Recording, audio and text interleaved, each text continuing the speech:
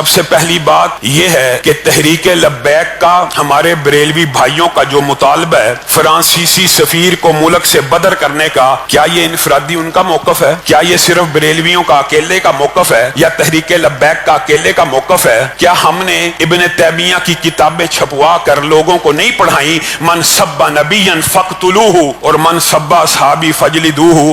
کیا یہ ہمارا اجماعی اہل سنت کا موقف نہیں ہے کہ جو نبی کی توہین کرے اس کی سزا شریعت میں یہ ہے، اور جو کسی صحابی کی توہین کرے اس کو شریعت میں کوڑوں کی سزا ہے جب تک وہ توبہ نہ کر لے؟ کیا یہ اکیلا بریلویوں کا موقف ہے؟ کیا اکیلا تحریک لبیک کا موقف ہے؟ میرے بھائیوں، پہلے بھی یہ بات کی تھی کہ احتجاج کے طریقہ کار سے اختلاف ہو سکتا ہے لیکن مطالبے سے کوئی اختلاف نہیں ہے، اور حکومت کے سامنے بھی مؤدبانہ یہ التجا کی تھی. آپ ہندوستان کے سفیر کو تو ملک سے بدر کر سکتے ہیں، بھارت کے سفیر کو ملک سے کئی مرتبہ ملک بدری کا مراسلہ تھمایا گیا.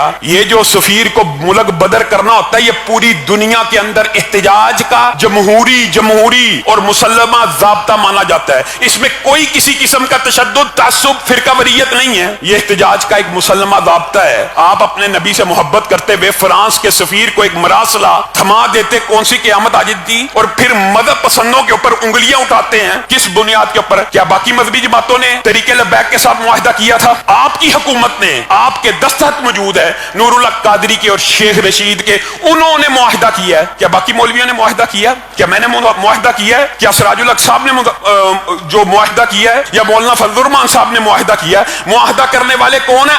آپ نے ان سے وعدہ کیا کہ 20 اپریل تک کا ٹائم دے دیا جائے، ہم اس بارے میں قانون سازی کر کے ایک مراسلہ تھما دیں گے احتجاج کا. آپ نے عہد شکنی بھی کی، وعدہ شکنی بھی کی، اور جب حکومتوں کا زوال شروع ہوتا ہے میرے بھائیوں، کسی ایک واقعے کے اوپر، کسی ایک سانحے کے اوپر افسوس کا اظہار کر دینا اور اسی نوعیت کے دوسرے سانحے کے اوپر خوش ہونا، یہ فرقہ واریت، منافقت اور تعصب کی انتہا ہے. جس طرح 2-3 پولیس والوں کی شہادت پہ ہر دینی طبقے نے ان کی شہادت کے اوپر غم و غصے کا اظہار کیا اور کہا یہ نہیں ہونا چاہیے، اسی طرح آج پاکستان کی تمام مذہبی جماعتیں اس بات کے اوپر متفق ہیں کہ جو آج لاہور کی سڑکوں کے اوپر اہل سنت کو ذبح کیا گیا یہ بھی نہیں ہونا چاہیے. یہ کتنے افسوس اور دکھ کی بات ہے. وہ لبرل مافیا جو کئی دنوں سے، اور درست کہہ رہی تھی اس وقت کہ پولیس کے اوپر پتھراؤ نہیں ہونا چاہیے، پولیس والوں کو نہیں مارنا چاہیے، آج وہ کہاں ہیں؟ پولیس والوں کے فوتگی کے اوپر تو مذہب پسند اور اسلام پسند آپ کے ساتھ مل کے روتا ہے. اے پی ایس سانحے پہ مولوی آپ کے ساتھ مل کے روتا ہے.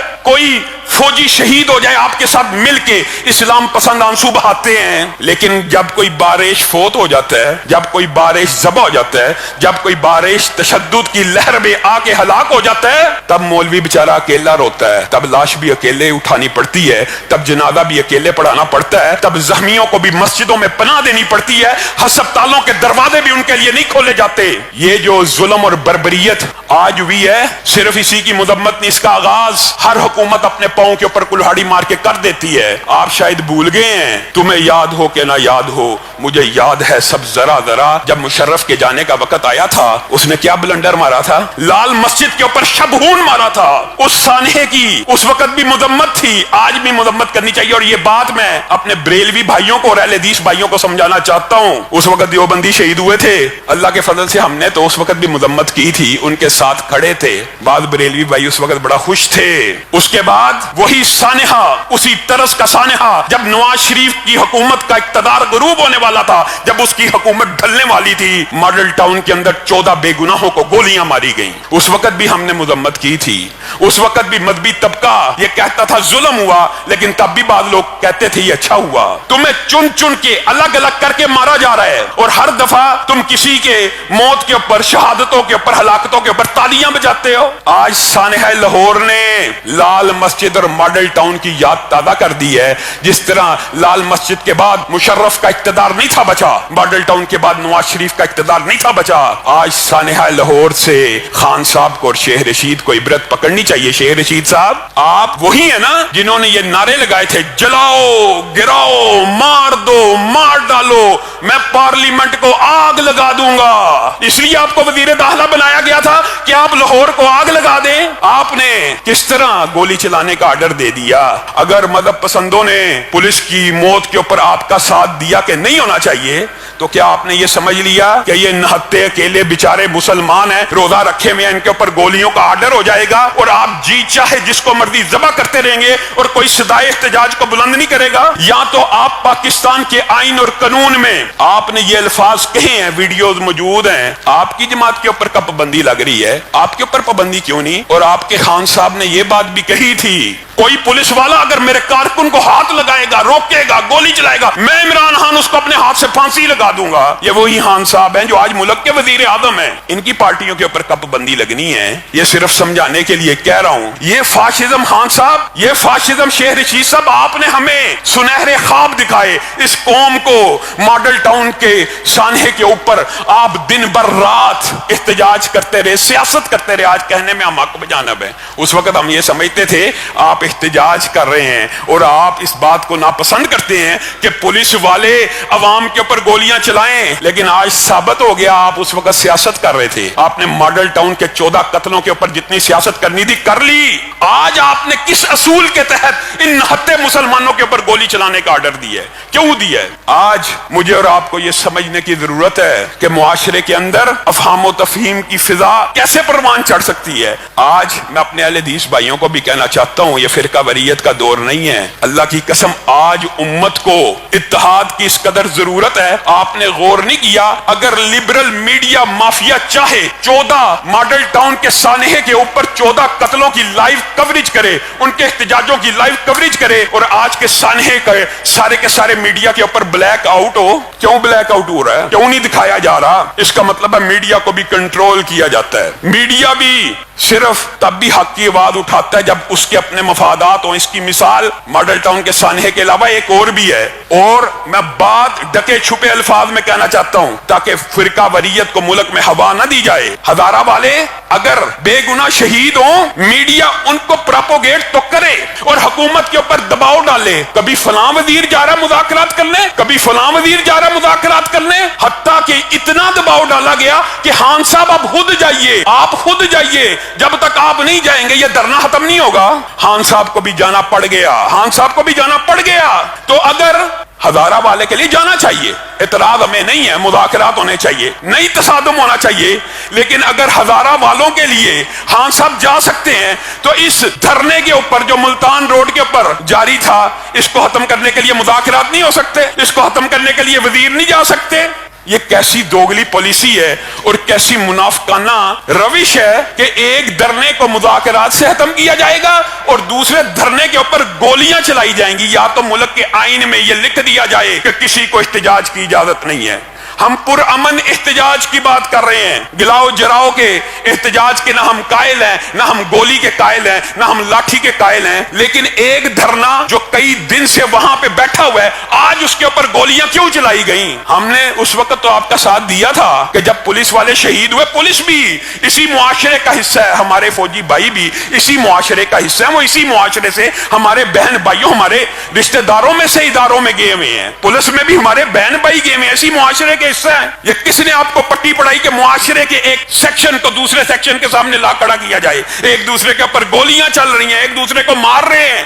اور وہ نوجوان جو اس وقت بھی فرقہ وریت کی سوچ سوچ کے شکر کر رہے ہیں, ٹھیک ہے یار بریلویوں کو مار پڑ رہی ہے, ہمیں کیا لگے. یہ دکھ اور افسوس کی سوچ ہے. یہ کس نے کہہ دیا کہ اگر کوئی بریلویوں کو مارے گا تو اسلام پسند اس کے لیے صدائے احتجاج بلند نہیں کریں گے؟ یہ آپ کی غلط فہمی ہے. اتحاد ثلاثہ, اتحاد مسلک ثلاثہ اس ملک میں قائم ہو چکا اس وجہ سے کہ ہم نے اپنی آنکھوں سے اس ملک کے اندر صحابہ کی توہین ہوتے دیکھی, کسی کے سر پہ جو نہ رینگی. تو وقت نے اس بات کا تقاضا کیا کہ یہ تینوں مسالک مل کے اب دفاع صحابہ کے جھنڈے کو اٹھائیں گے, اور دفاع صحابہ کا جھنڈا اٹھایا تینوں مسالک نے مل کے. اسی طرح آج وقت کی ضرورت ہے کہ حرمت رسول کے لیے بھی تینوں مسالک ایک ہو جائیں, ایک ہو جائیں. مجھے بتائیے یہ معاہدہ اگر حکومت نے پورا نہیں تھا کرنا, کیا کیوں تھا؟ وعدہ خلافی کی کس نے ہے؟ عہد شکنی کی کس نے ہے؟ اور کم از کم ان کے ساتھ کھڑے نہیں ہو سکتے، حق کا ساتھ تو دے دو. اگر ساتھ کھڑے نہیں ہو سکتے زبان سے تو حق ادا کر دو، اور اگر زبان سے بھی نہیں کر سکتے تو دل میں تو ظالم کی مذمت کرو، مظلوم کا ساتھ دو. تم کہتے ہو نہیں اچھا ہو گیا 50 جن کے مر گئے وہ ظالم ہیں، جن کے 50 شہید ہو گئے، بچے 14 سال کے، 15 سال کے، 16 سال کے، سیدھی گولیاں چلا دی. ابھی تک جو اطلاعات ہیں ویسے ہی بلیک آؤٹ ہے، جو مصدقہ اطلاعات ہے 50 سے زائد لوگ ہیں جن کو گولیاں لگی ہیں، ان میں سے کئی شہید ہو چکے ہیں. بتائیے ایک دوسرے کو شہید کرنے کے لیے یہ پولیس بنی ہے، ایک دوسرے کے ساتھ مقابلہ کرنے کے لیے پولیس بنی ہے. ہونا یہ چاہیے اس وقت میں تمام مذہبی قیادت سامنے آئے. اور میں سراج الحق صاحب کو بھی خراج تحسین پیش کرتا ہوں، انہوں نے ارجنٹ آل پارٹیز کانفرنس کل منصورہ میں بلا لی ہے. لیکن کیا ہر سانحہ ہو جانے کے بعد آل پارٹیز ہوا کرے گی؟ لال مسجد کے بعد آل پارٹیز ہوئی، 14 قتلوں کے بعد آل پارٹیز ہوئی، آج سانحہ لاہور کے بعد آل پارٹیز ہو رہی ہے. یہ امن کی کوششیں پہلے کیوں نہیں ہوئی؟ یہ مذاکرات کی کوششیں پہلے کیوں نہیں ہوئی؟ پاکستان کے تینوں مسالک، اہل حدیث ہوں، دیوبندی ہوں، بریلوی ہوں، ان کو چاہیے سفید جھنڈے لہرا کے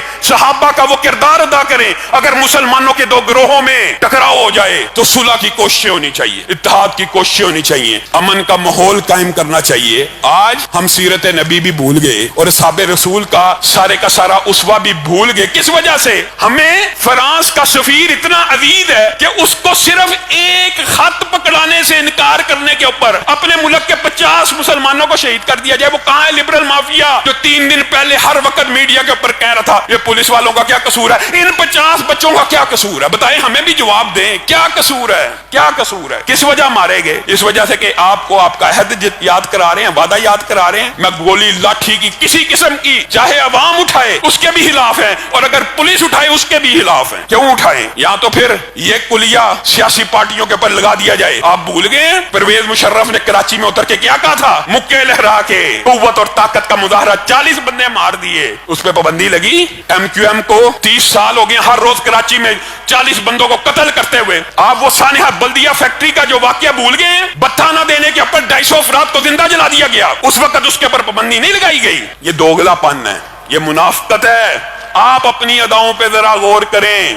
ہم پھر کہتے ہیں تو ہمارے اوپر بلیم آ جاتا ہے. یہ مولوی دیکھے، مولوی انتہا پسندی پھیلاتا ہے. میں نے معاہدہ کیا ہے، میں انتہا پسندی پھیلاتا ہوں. معاہدہ کرنے والا تو نور الحق قادری اور شیخ رشید ہے، اور شیخ رشید تو سپاہی ختم نبوت ہے. معاہدہ بھی کیا اور معاہدے سے مکر بھی گیا اور پابندیاں بھی لگا رہا ہے. اس طرح حکومت بچ جائے گی؟ اس طرح اقتدار کو طول دے دیا جائے گا؟ کیا یہ اقتدار بچ جائے گا؟ یہ گرتی ہوئی دیوار ہوتی ہے. یہ ہر حکمران جاتے جاتے ایک ایسا بلنڈر ضرور مارتا ہے کہ جس کے بعد یہ مہر لگ جاتی ہے کہ اس کے جانے کا وقت آ چکا ہے. خدا کرے کہ میری ارض پاک پر اترے وہ فصل گل کہ جسے اندیشہ زوال نہ ہو. خدا کرے میرے ایک بھی ہم وطن کے لیے حیات جرم نہ ہو، زندگی وبال نہ ہو. معزز سامعین گرامی قدر، آپ سب کے سامنے صرف یہی باتیں رکھنی تھی، اور آپ کا بھی یہ ذمہ ہے آپ فرقہ واریت کے ماحول کو نیوٹرلائز کریں، اور آپ اس تشدد کے ماحول کو ختم کرنے میں اپنا کردار ادا کریں، اور آپ نفرت کو ختم کریں. معاشرے کے اندر نفرت کا بیج بویا جا رہا ہے. میں آپ کو صدق کے دل سے یہ بات بتا رہا ہوں کہ نفرت کا بیج بویا جا رہا ہے، اور بڑی تیزی سے بویا جا رہا ہے کہ شاید آپس میں ٹکرا جائیں. انشاءاللہ اسلام پسند اور مذہبی جماعتیں ایک دوسرے کے ساتھ مل کے ان کو آپس میں ٹکرانے بھی نہیں دیں گے. اگر ہم ظلم نہیں کرنے دیں گے تو ان کے اوپر ظلم ہونے بھی نہیں دیں گے. کوئی یہ نہ سمجھے کہ یہ بریلوی ہیں تو تنہا رہ گئے ہیں. پاکستان کے تمام مذہبی رہنما آج ان کے شانہ بشانہ کھڑے ہیں اور ان کے اوپر ہونے والے ظلم کی مذمت کرتے ہیں. اللہ رب العزت جو کہا گیا، جو سنا گیا، اس کو سمجھنے کی توفیق عنایت فرمائے. تیرے پیار کا تشکر بھلا پھر بھی کب ادا ہو، یہی بس میری دعا ہو کہ ہو سحر یا مسا ہو. میں سلام تجھ پہ بھیجوں، میں درود پڑھتا جاؤں. میں سلام تجھ پہ بھیجوں، میں درود پڑھتا جاؤں. سلام تجھ پہ بھیجوں، میں درود پڑھتا جاؤں. صلی اللہ علیہ وسلم.